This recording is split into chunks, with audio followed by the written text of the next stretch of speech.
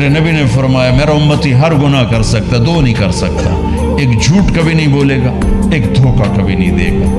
جھوٹ نہ بولنا، دھوکہ نہ دے، ظلم نہ کرے، زیادتی نہ کرے۔ ظلم و زیادتی سے اللہ کا غضب حرکت میں آ جاتا ہے۔ میرے نبی نے فرمایا من آذا ذمیا فقد آذانی، جس نے کسی غیر مسلم کو بھی دکھ پہنچایا تو اس نے مجھے دکھ پہنچایا۔ جس نے کسی غیر مسلم کو دکھ پہنچایا اس نے مجھے دکھ پہنچایا۔ میرے نبی نے تو اپنے ساتھ رہنے غیر مسلموں کے ساتھ اتنی رحمت للعالمین کا ثبوت دیا۔ ہم ان کے برتن بھی الگ کرتے، وہ برتن کو ہاتھ لگانے میں کہ دھو، برتن دھو کے لاؤ، اتنی نفرت کا اظہار۔ بھائیو محبت سے اپنے کاروبار میں ہو سچ بولو، صحیح تولو، وعدہ خلافی نہ کرو، وعدے سے پھرو مت، کسی کو دھوکہ نہ دو، کسی کو فراڈ نہ کرو۔ بازار کا دین سچائی ہے، صحیح تولنا ہے اور دھوکہ نہ دینا ہے۔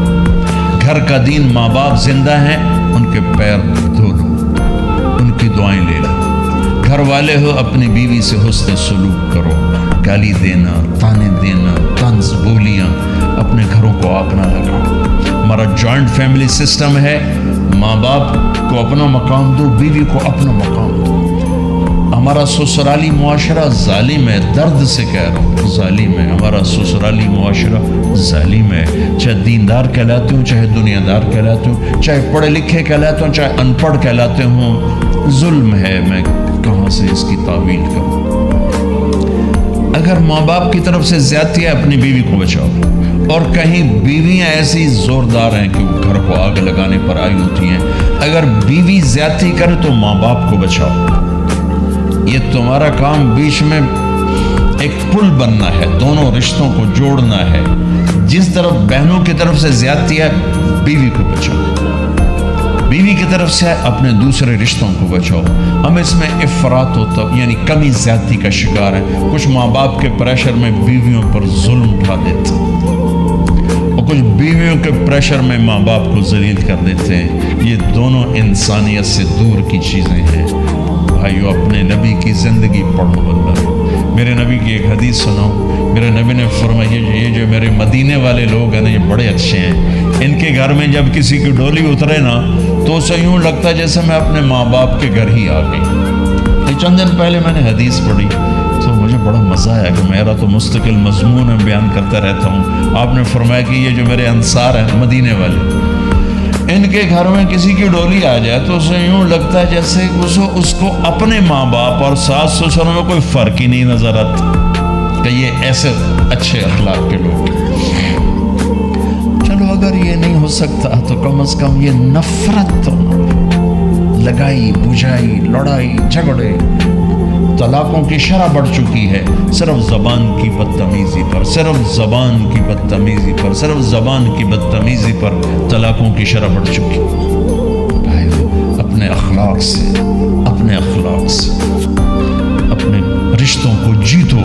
ماں باپ کا دل جیتنا ہے، بہن بھائیوں کا دل جیتنا ہے، اپنی بیوی کا دل جیتنا ہے اچھے اخلاق کے ساتھ۔ بیوی کے ذمہ خامن کا دل جیتے اچھے اخلاق کے ساتھ، ساس سسر کا دل جیتے اچھے اخلاق کے ساتھ، اپنے بہن بھائیوں کا دل جیتے اچھے اخلاق کے ساتھ۔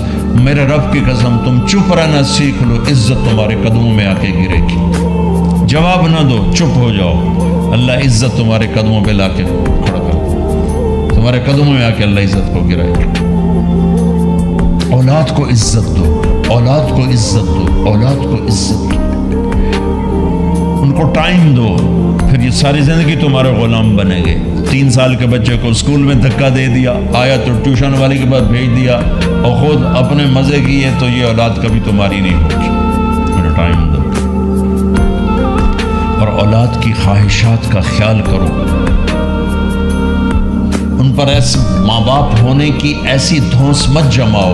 آج کل اولاد نافرمان ہے، آدھا قصور ماں باپ کا ہے، آدھا اولاد کا ہے، کہ یہ وہ شفقت اور وہ محبت اور وہ ٹائم نہیں دیتے، اس سے آگے بات خراب ہو جاتی۔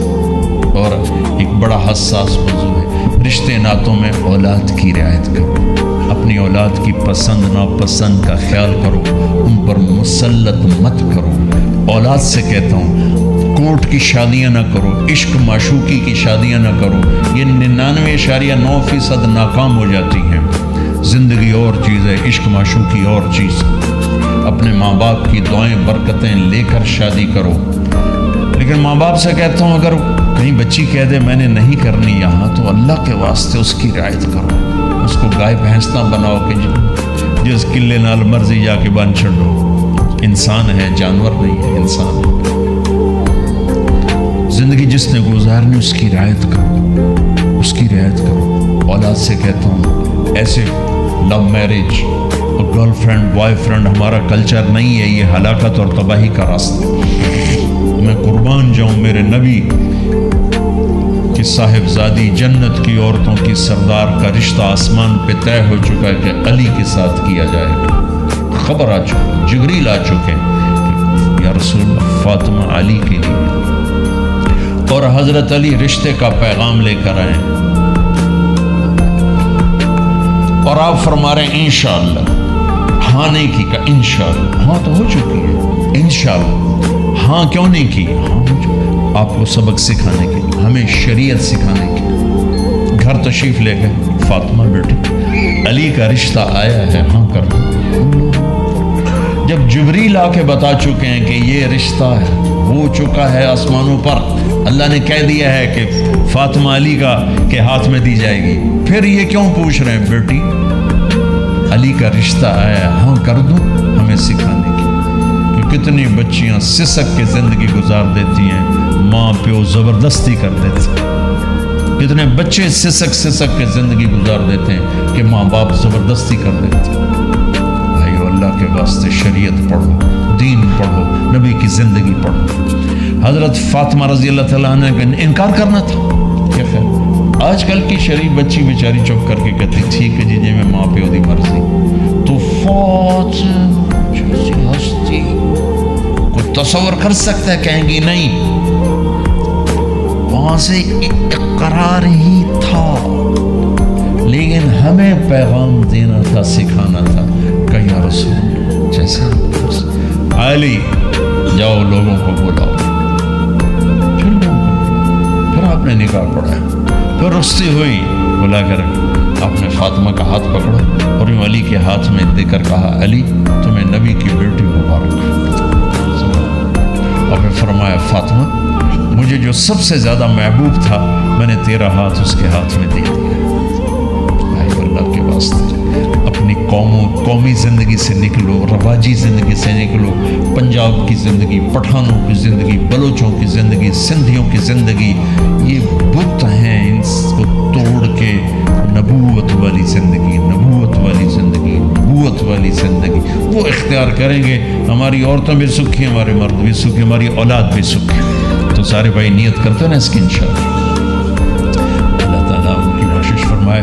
تو آپ بھائیوں ایک تو یہاں مرکز ہے اسماعیل، وہاں جایا کرو جمعرات کو، آپ کو فائدہ ہوگا۔ آپ کے پاس مسجد میں جماعت آ جائے، ان کے ساتھ بیٹھا کرو، اس سے آپ کو انشاءاللہ فائدہ ہوگا۔ مہینے میں 3 دن جایا کرو، اس سے آپ کو انشاءاللہ راستہ ملے گا۔ اور دعا سے پہلے اگر کسی سے لڑے ہوئے ہو، مستورات میں کوئی کسی سے لڑی ہوئی ہے یا آپ کسی سے لڑے ہوئے ہو، تو کہ میں ہاتھ جوڑتا ہوں، مر جانے والی جگہ پہ کیا لڑائیاں، معاف کر دو، معاف کر دو، معاف کر دو، اللہ پہ چھوڑ دو۔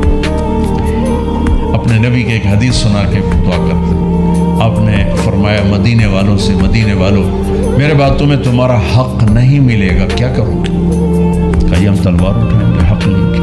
آپ نے فرمایا اگر میں اس سے اچھی چیز بتاؤں کرو گے؟ کہا جی کیا؟ کہا حق کے لیے لڑائی نہ لڑنا، چھوڑ دینا اور حوض کوثر پہ آ جانا، سارے پورے کروا دو۔ اب یہ وعدہ مدینے والوں کے ساتھ نہیں ہے، یہ وعدہ ہر اس امتی کے ساتھ ہے جو جھگڑے سے بچنے کے لیے حق چھوڑ دے۔ اپنا حق لو، کوشش کرو، لیکن اگر لڑائی کی شکل ہے واپس ہو جاؤ کہ یا رسول اللہ آپ کے حوالے۔ آپ نے مدینے والوں میں ہمیں بھی شامل کیا ہے، جس کا حق مارا جائے اور لڑے نہیں، چھوڑ دے، صبر کر جائے، میرے انتظار کر آنکھیں بند ہونے کا کہ میرا نبی تیرا وکیل ہوگا اور اللہ جج ہوگا، اور ویکھیا فیصلہ کہندا ہوندا ہے۔ تو تم اپنے حبیب کو اپنا وکیل بنا لو. اب معاف کر دو، عورتیں بھی معاف کر دو، آپ بھی معاف کر دو، گلے لگو، امت بنو، محبت سے رہو. کیا 4 دن کی زندگی میں نفرتوں کی آگ بھڑکانا، محبت کے پھول بکھیر کے چلے جاؤ. کیا ظلمتیں پھیلانا، اپنے حصے کی شمع جلا کے چلے جاؤ.